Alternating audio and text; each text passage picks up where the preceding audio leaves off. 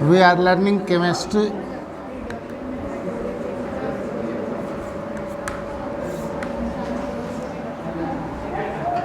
सभी लोग लिखो atomic number.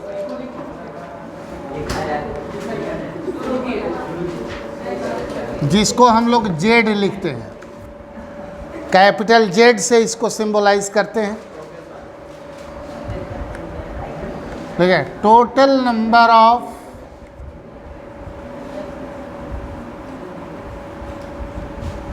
Protons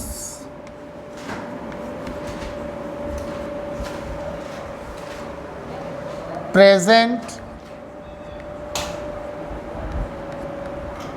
in the nucleus of an atom of an element is called its atomic number.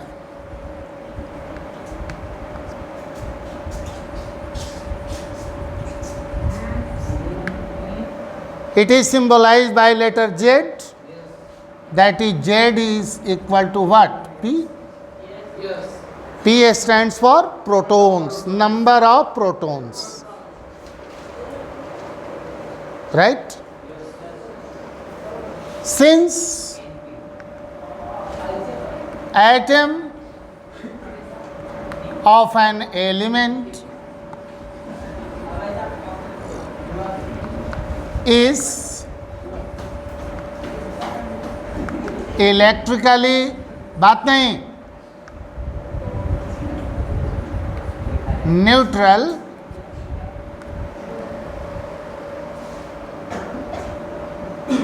therefore P is equal to क्या होगा? E. E stands for electrons. ये तो जानते होंगे, protons are positively charged and electrons are negatively charged. Atom of any element is electrically neutral. It is neither positive nor negative. So it gives us the clue that the number of protons is the same as that of the number of electrons. It implies Z is equal to P is equal to क्या हो गया? E.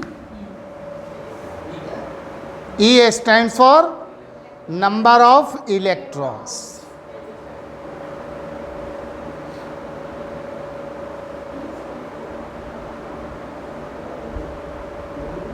जहां नहीं समझ में आया हो पूछिएगा।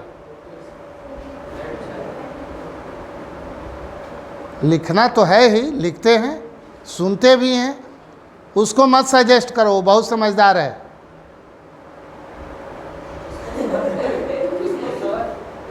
वो बहुत समझदार है। हाँ, शक है इसी पर। मोबाइल को साइलेंट में कर देगा, अपने साइलेंट में होता ही नहीं है।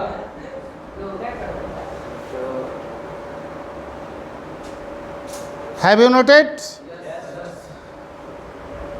अब आज जो प्रीवियस डे हमने दिया था आपको, to note down the atomic number of elements up to atomic number 30।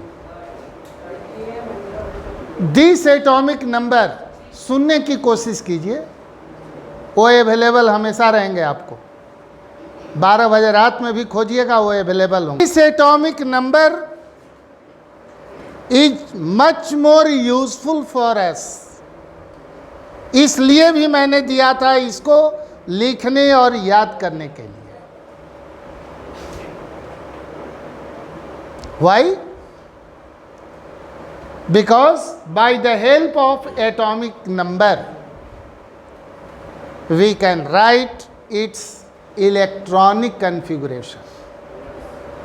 How many students knows how to write down the electronic configuration?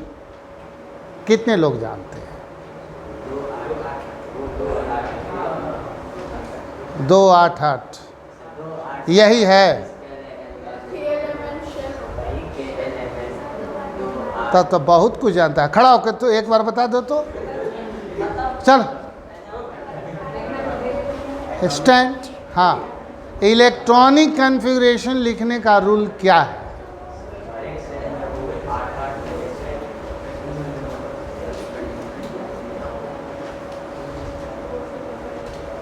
ठीक है, बैठिए।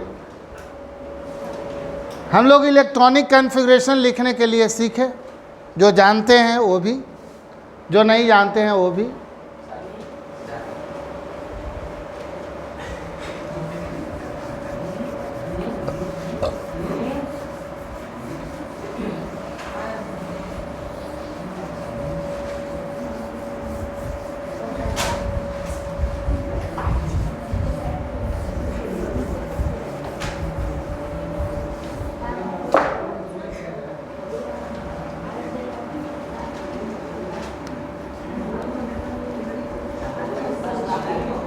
Electronic configuration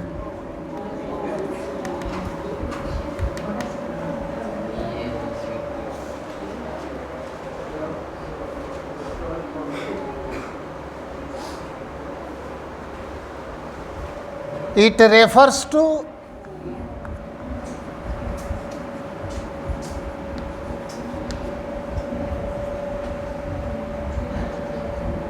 distribution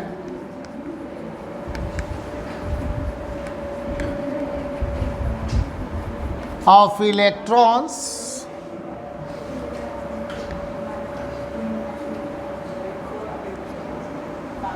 in different shell or subcells of an atom. Electronic configuration लिखने का मतलब ये होता है कि हम लोग ये सीखने जा रहे हैं कि what is the distribution, how these electrons are distributed in different cells or subcells of an atom, right? Electronic configuration का मीनिंग ये होता है। तो हम लोग जानेंगे पहले शेल, इसके बाद जानेंगे subcells, maximum number of electrons that can be accommodated in a cell और इन ए सबसेल्स, उसको जानेंगे।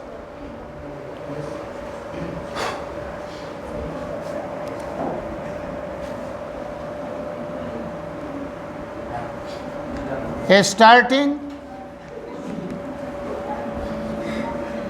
From the nucleus,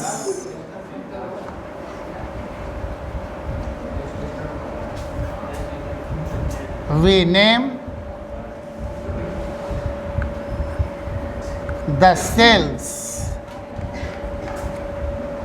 as K, L, M, N, etc.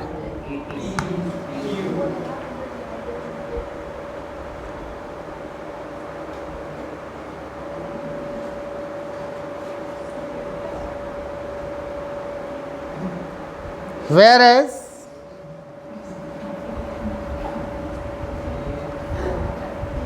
subcells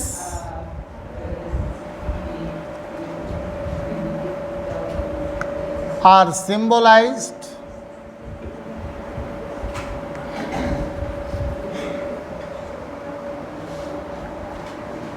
by S, P, D, F and so on.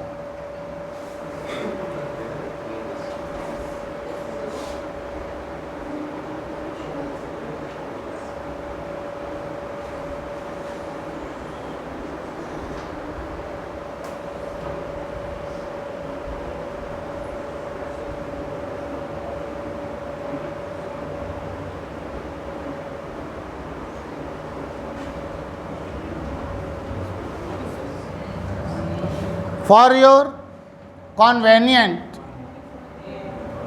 let us consider this be the nucleus. It is of positively charged. Around this there are different cells. First cell,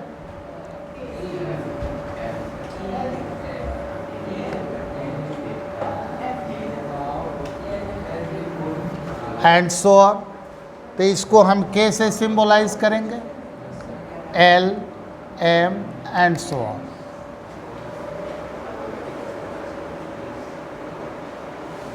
cell समझ में आ गया? These cells are also made up of सब sales. ध्यान दीजिए, जो sales होते हैं ये खुद छोटे छोटे यूनिट से बने होते हैं, जिसको हम क्या बोलते हैं? सब sales.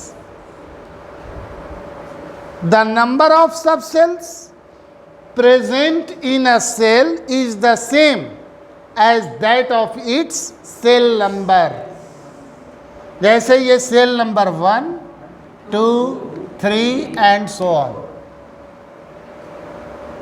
Starting from the nucleus. हमने बताया कि किस सेल में कितने सब सेल्स होंगे, उसका रूल मैंने बताया कि द नंबर ऑफ सब cells is the same as that of the number of the cell. That is, in the first cell there is only one सब cell, right? In the same way, in cell number 2 there are 2 sub cells. In cell number 3 there are 3 subcells and so on. इतनी बात आ गई समझ में सबको? सब पहले ही से जानता था? चलिए लिखिए, the number of subcells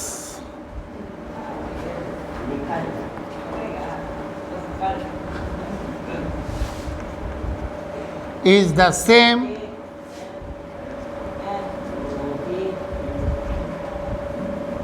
as that of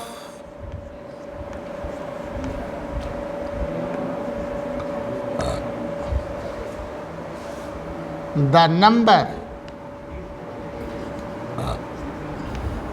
of the cell.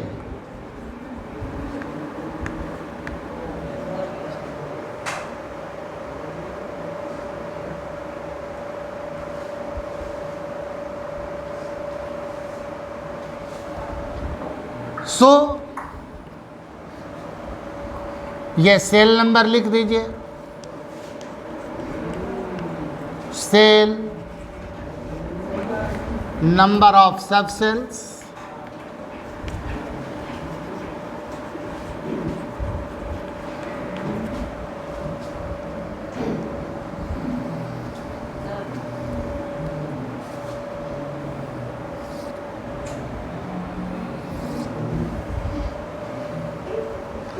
Cell number first,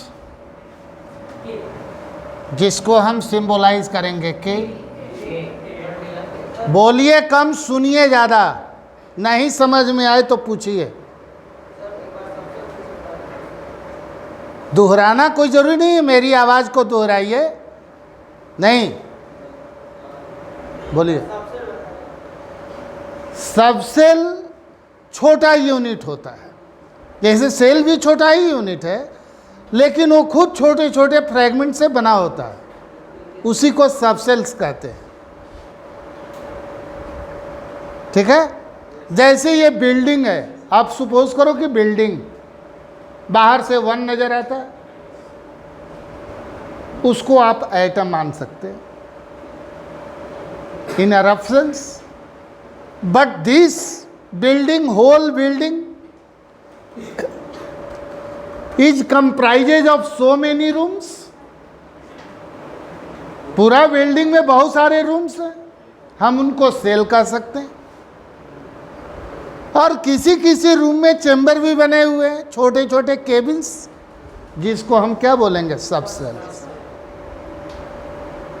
that is on the basis of the size subcells are a smaller than cells and cells are a smaller than size of the atom. समझ में आ रहा है? तो ये cell number हो गया first, cell को सिंबलाइज किया के, रूल जो मैंने बताया उसमें एक ही सबसेल होगा जिसको हम एस लिखेंगे।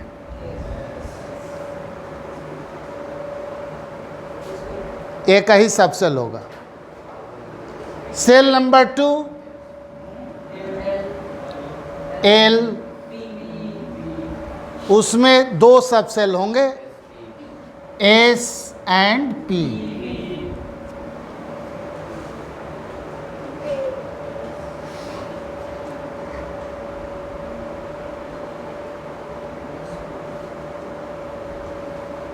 ठीक है।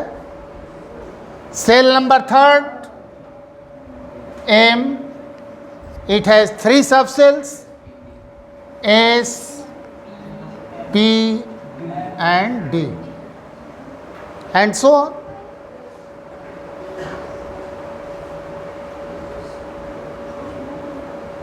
यहां तक समझ में आया?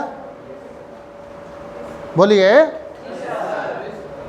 तो यदि हमें सेल नंबर मालूम हो तो we can easily predict the number of subcells. May I remove?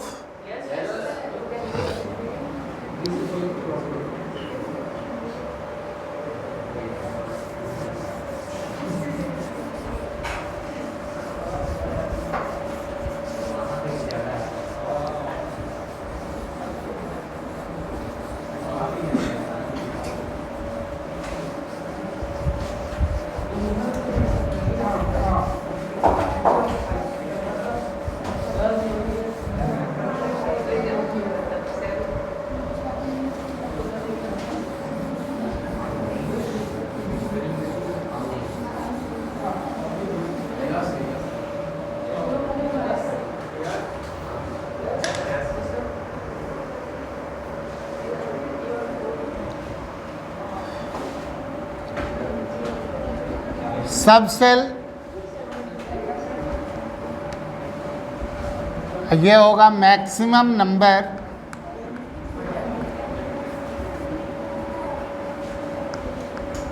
Of electrons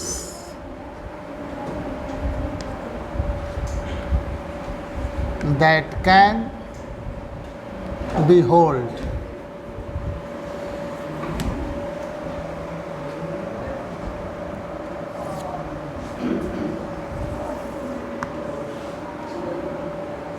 S can hold maximum number of 2 electrons. Maximum number of 2 electrons can be accommodated in S subcell. S subshell में कभी भी 2 electron से ज़्यादा accommodate नहीं हो सकते। P can hold maximum number of 6 electrons.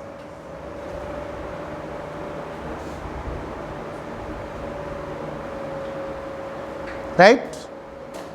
D can hold maximum number of 10 electrons.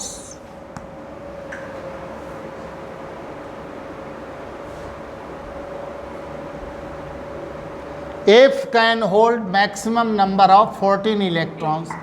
That is 4 से ये एक्सीड करता जाएगा। याद करने का तरीका मैंने बताया। कॉमन डिफरेंस 4 हो गया।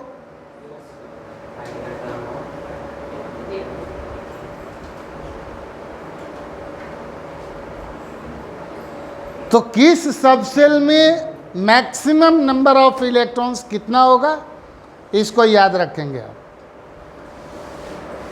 In any case S can not hold more than 2 electrons. ठीक है। उसी तरह से सेल की बात लें हम लोग, हैं? हाँ हाँ हाँ, ये तो मैक्सिमम मैंने लिखा है, उससे कम तो एकोमोडेट हो ही सकता है। जैसे 2 से कम 1 हो गया, 1 होल्ड कर सकता है। उसी तरह से p can hold maximum number of 6 electrons, तो 6 से कम ये एकोमोडेट कर सकता है। ठीक है,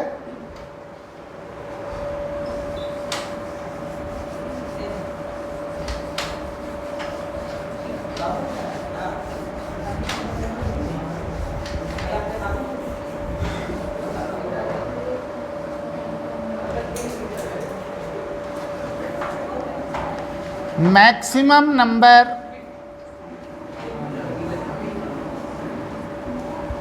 of electrons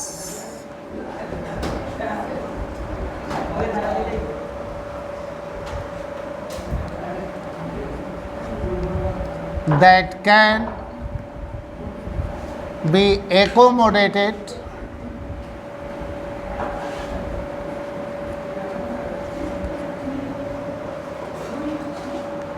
in a shell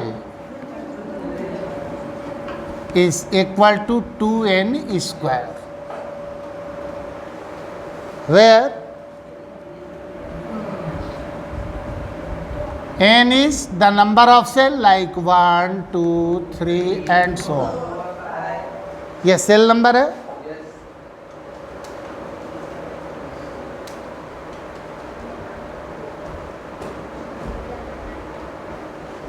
is it clear? 2n square से हम लोग maximum number of electrons that can be accommodated in a cell can be calculated, where n is the number of cell. Just as cell number first जिसको आपने k से symbolize किया था, तो 2n square that is 2 into 1 का square, 2 into 1 that is कितना हो गया 2। In the same way cell number 2 जिसको आप L कहते, 2 into square of 2, 2 into square of 2 is 4, 4 2 जा 8।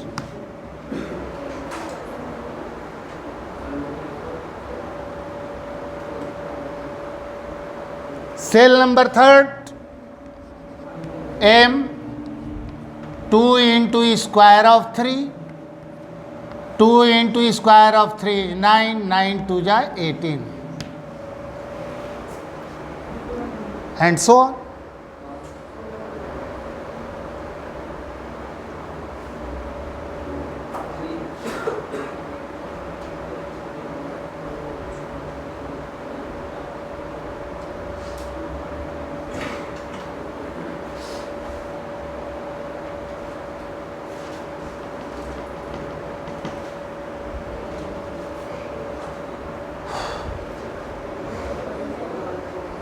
तो किस सब सेल में कितना इलेक्ट्रॉन एकोमोडेट होगा, किस सेल में मैक्सिमम नंबर ऑफ इलेक्ट्रॉन्स कितने होंगे, ये इतना हम लोग समझ गए। तो कहोगे कि it is so simple to write down the electronic configuration of an atom of an element? Of course no. इतना इजी नहीं है कि हम इजी वे में फर्स्ट सेल फिलअप हो गया, इसके बाद सेकंड को कर दे, थर्ड को कर दें, फोर्थ जितना इलेक्ट्रॉन होगा सबको कर दें। नहीं, क्यों? क्या रीजन है? Reason is so simple, the energy of all electrons present in an atom is not found to be same. जैसे सोडियम का एटॉमिक नंबर 11 होता है, that is it has 11 electrons, तो all these 11 electrons have not the same energy. Energy सबका same नहीं होता। तो हमें एनर्जी लेवल जानना होगा। क्यों? क्योंकि एनर्जी लेवल के ही अकॉर्डिंग्स में इलेक्ट्रॉन्स फिल्ड अप होते हैं, दैट इज उनका कॉन्फ़िगरेशन सेटअप होता है। We are going to learn the mode of filling of electrons in different cells और सब सेल्स। ये हम लोग सीखने जा रहे हैं।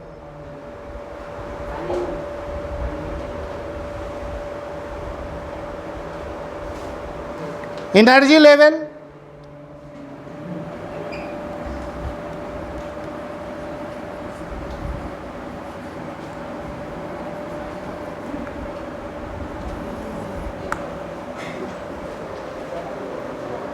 First cell has only one सब सेल, जिसको हम 1s लिखते हैं।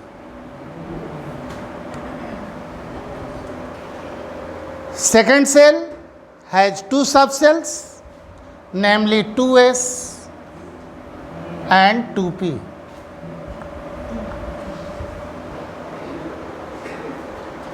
2s stands for second cell, 1s stands for first cell. In the same way, in third cell there are three subcells, 3s, 3p and 3d.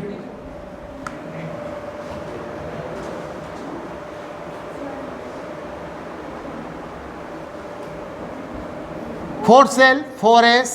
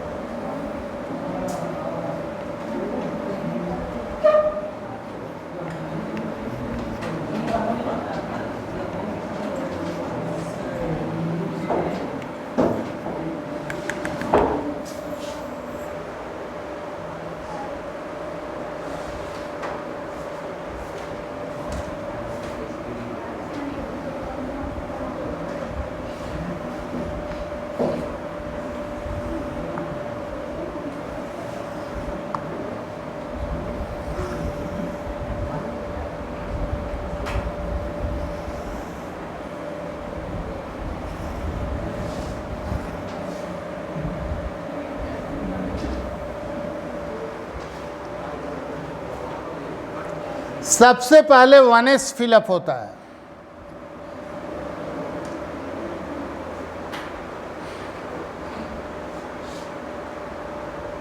क्योंकि इसका energy level सबसे कम होता है, लिस्ट।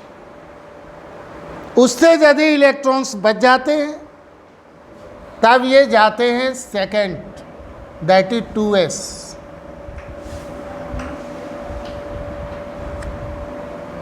टू एस फिलअप होगा। उससे भी जब electrons बच जाते हैं 2p, 2p फिलअप करने के बाद 3s। इससे भी जब इलेक्ट्रॉन्स बच जाते हैं आफ्टर दैट 3p। 3p के बाद 3d नहीं फिलअप होता है, 3p के बाद 4s फिलअप होगा, क्योंकि एनर्जी लेवल इसका हायर है than that of 4s। Energy level of 3d subcell is higher than that of 4s, इसलिए पहले 4s फिलअप होगा, 3p के बाद 4s, after that 3d।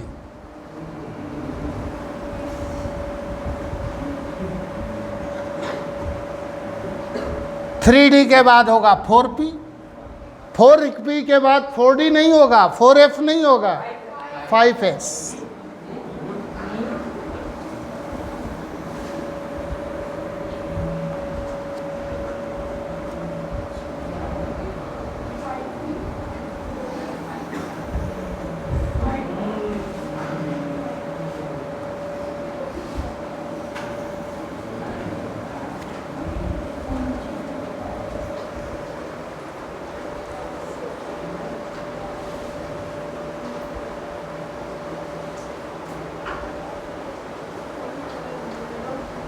So we have got the energy level of different subcells, and according to this energy level, electrons present in an atom are filled up, वो filled up होते हैं। इसलिए इस energy level को ठीक से याद करना होगा।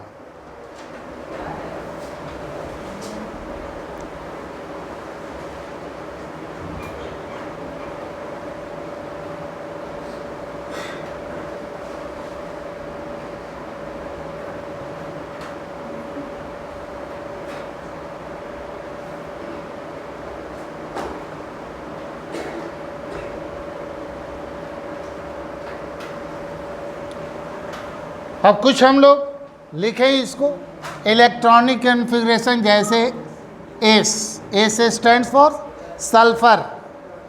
सल्फर का एटॉमिक नंबर 16। जैसे सल्फर, इसका हम लोग जा रहे हैं इलेक्ट्रॉनिक कॉन्फ़िगरेशन सीखने। तो सबसे पहले कौन फिलअप होगा? 1s। S can hold maximum number of 2 electrons. तो लिखेंगे हम लोग 1s2। 2s stands for number of electrons. 1s2 first cell fill up हो गया। एक ही ना सेल है, फर्स्ट सेल में एक ही सब सेल, वो कंप्लीट हो गया। अभी 14 बचा है, क्योंकि टोटल नंबर ऑफ इलेक्ट्रॉन्स कितने हैं? 16। इसके बाद किसका नंबर आएगा? 2s। तो 2s2।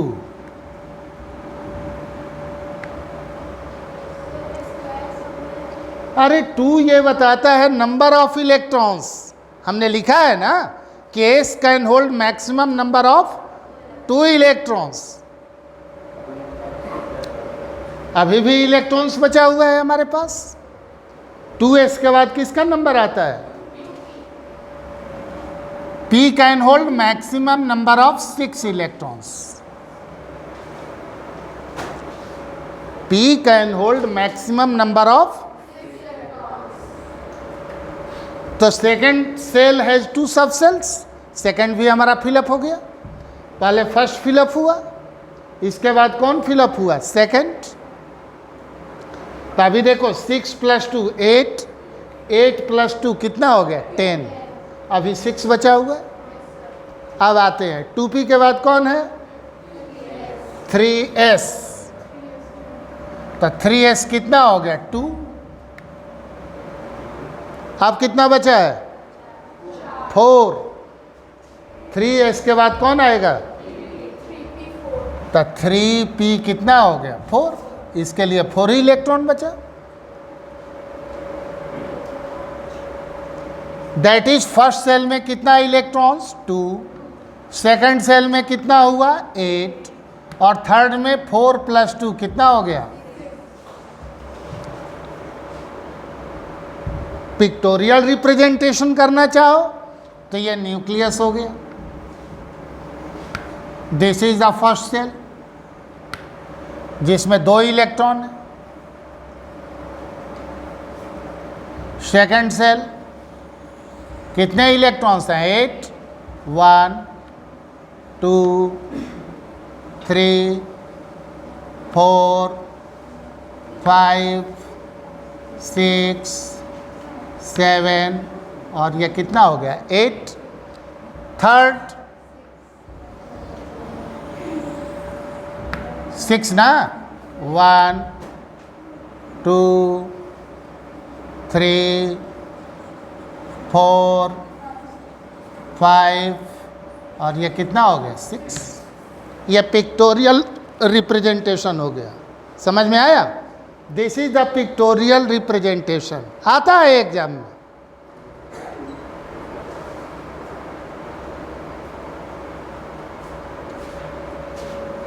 ठीक है, ये पिक्टोरियल रिप्रेजेंटेशन। तो ये सेल और सब सेल्स पता चल गया कि फर्स्ट सेल में कितने इलेक्ट्रॉन से एकोमोडेट होंगे? 2। Second 8, third total electrons present in the outermost orbit of an atom are known as valence electrons. इसको क्या बोलते हैं?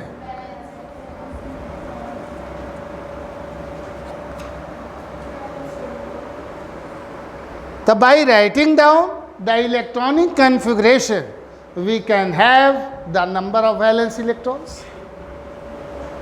नहीं, यदि हम इलेक्ट्रॉनिक कन्फिग्रेशन लिखना सीख गए, लिख सकते हैं, तो हम इजी वे में क्या बता सकते हैं? Valence electrons. तो कहिए कि वैलेंस इलेक्ट्रॉन्स जान के क्या करेंगे? वैलेंस इलेक्ट्रॉन्स जान करके उसकी वैलेंसी पता कर लेंगे। मोरोवर वैलेंस इलेक्ट्रॉन्स बड़े काम के हैं, उससे पता चल जाएगा कि कौन सा एलिमेंट मेटल है, नॉन मेटल है या मेटल वाइट है। कैसे? तो if the number of valence electron is either 1, 2 और क्या चीज 3, देन इट इज मेटल। समझ में आ रहा है? The number of valence electron either 1, 2 और 3 हो, then it is, and if the number of valence electron is 4, then it is metal white except carbon, carbon को छोड़कर। ठीक है? And if the number of valence electron is either 5, 6 और 7, then it is non metal. कितना easy हो गया। इसके पहले जब तक ये नहीं जानते थे तो मेटल नॉन मेटल को बताने के लिए हमें प्रॉपर्टी बताना पड़ता था, जबकि धोखा भी खा जाते थे। वो कंक्रीट नहीं इंफॉर्मेशन था, लेकिन इसके हेल्प से बिल्कुल कंक्रीट हम बता सकते हैं कि whether it is a metal, non metal और metalloid. Moreover by the help of valence electrons we can find the valency. हम लोग वैलेंसी को भी फाइंड करेंगे, जो कि कंबाइनिंग कैपेसिटी को बताएगा, मॉलिक्यूलर फॉर्मूला लिखने में हेल्प करेगा। तो सबका बेस कौन है? और यही नहीं जानते थे, क्योंकि वैसे टीचर से भेंट ही नहीं है, अना बुक वाला ऐसा समझाया। अब आपके पास एटॉमिक नंबर है, ये एटॉमिक नंबर लिखा है ना, अब बोलता ही नहीं है यस और नो। कल ही मैंने कहा था कि एटॉमिक नंबर लिखिए अप टू 30, किसी भी बुक में देखिएगा, गूगल में सर्च कीजिए। अब दूसरे का लिखा हुआ वैलेंस इलेक्ट्रॉन या इस तरह का मत लिखिए, अब अपना तैयार कीजिए। हमने आपको फॉर्मूला दिया, हमने आपको रूल दिया, आपको अपने पैर पर खड़ा होना मैंने सिखाया। कितना रटोगे? Is it possible? Of course no. आप 30 तक याद करके गए और 30 से ज़्यादा वाला पूछ दिया, तब तो फेलियर हो जाएंगे। वहाँ पर यही रूल काम आएगा। इसलिए रूल को जानिए।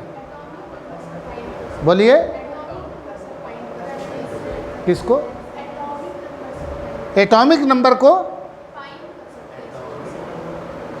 एटॉमिक नंबर को, एटॉमिक नंबर से ही आपको ये कॉन्फ़िगरेशन मिलेगा ना। एटॉमिक नंबर नहीं रहेगा तो कहाँ से पता करेंगे आप? एटॉमिक नंबर मस्ट है। कितना टाइम हुआ?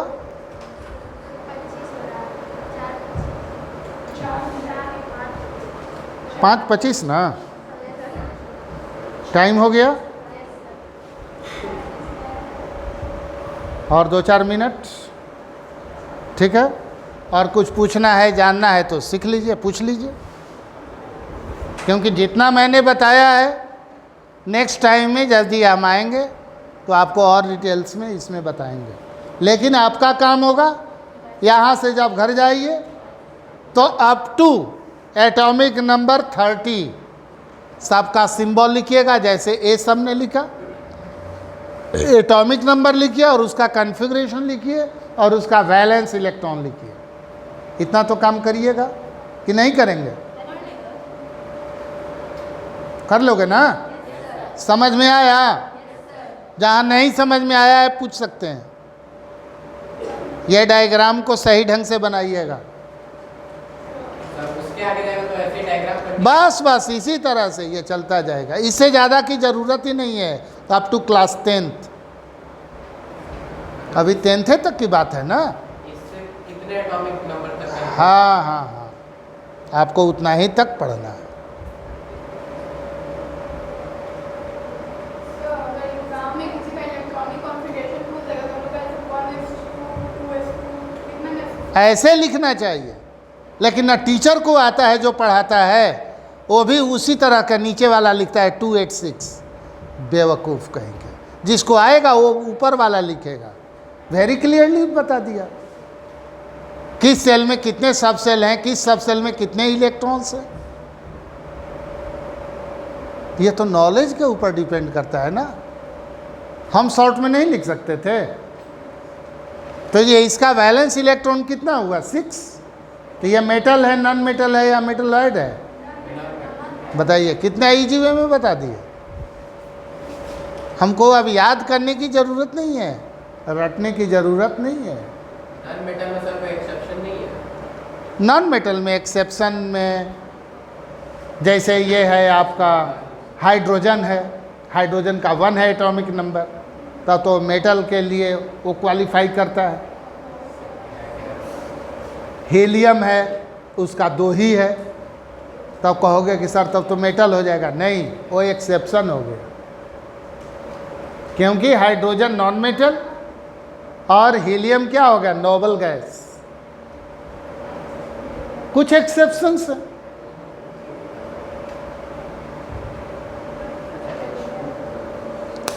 तो आज की पढ़ाई फिनिश, समझ में आ गया।